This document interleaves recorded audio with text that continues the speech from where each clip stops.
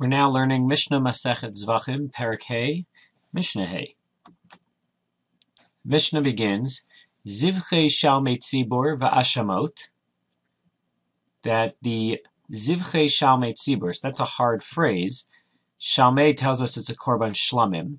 So korban shlamim brought by the Tzibur, which there's only one type. Most korbanot shlamim are brought by individuals.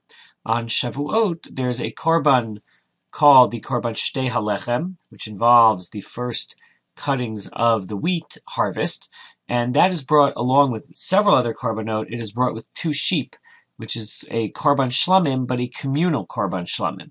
So that korban, as well as ashamot, any korban asham.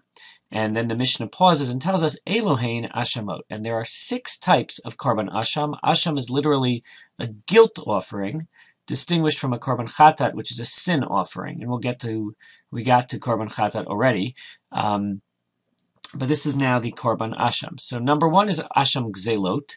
If a person steals and then has to return what he stole, so he returns the principal amount, he returns a fine equal to 25% of what he stole, and he has to bring a korban asham. Asham me'ilot, if someone steals from the Beit HaMikdash. Now the Beit HaMikdash has lots of small items around. A person could inadvertently have one in his pocket. A person could purposely have something that he would take out of the Beit HaMikdash complex or any of the holdings of Beit HaMikdash. That is called me'ilah. And again, you would have to pay it back with a fine and bring a korban asham. Asham shivcha charufa. Shivcha charufa is a very complicated case involving someone who has an affair with a shivcha kna'anit, a non-Jewish maidservant owned by a Jew, that appears in Parshat Kedoshim in Sefer Vayikra, and we're not going to go into all of the details of that particular case, but the man who has the affair with this woman does have to bring a korban asham. Asham nazir, someone who takes a vow to become a nazir, to separate himself basically from society, not becoming tameh, not drinking wine, not cutting his hair for at least a month. So if he were to inadvertently become tameh, and his time of being a nazir therefore ends, and he has to start over, he were to bring a korban asham for that.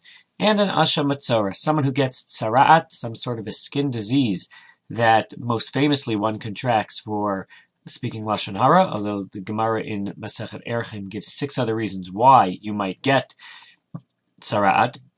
So the person becomes tameh for at least a week, probably 2 weeks, possibly 3 weeks, possibly longer. And when he's done being a mitzorah, so he has a whole purification process, which includes bringing several korbanot, one of which is a korban asham. And finally, asham taloi, literally a hanging asham. This is where someone, not that they know that they sinned. If you know you sinned by accident, you bring a korban chatat. This is where you are not sure. You have this guilt that you might have sinned, but you have no way of resolving that guilt, no way of knowing for sure, and therefore you would bring a korban asham. So those are the 6 types of korbanot asham, 5 for very specific cases, and 1 asham taloi for a whole range of situations where you might have this guilty feeling that you committed something that you should not have done.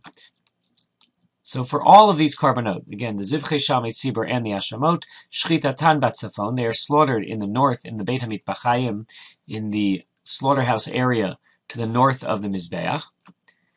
V'kibul daman bichli sharet Batzafon, their blood is received in a bowl in the north again. Obviously, that's where they're slaughtered. And daman ta'un shtei matanot shehein arba, their blood ta'un needs 2 matanot, 2 sprinklings of blood, which count as 4.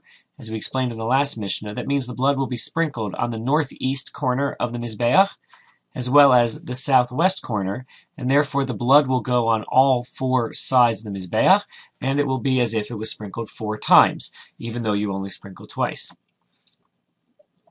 And these korbanot do get eaten by people. Ne'achalim lifnim min haklaim, they're eaten within the curtains, literally, which means in the courtyard surrounding the Beit HaMikdash. L'zichrei kehuna, these are eaten by male kohanim, meaning the kohanim who are involved in bringing the korbanot, they get a share of these korbanot asham or of the korban shlamim on Shavuot.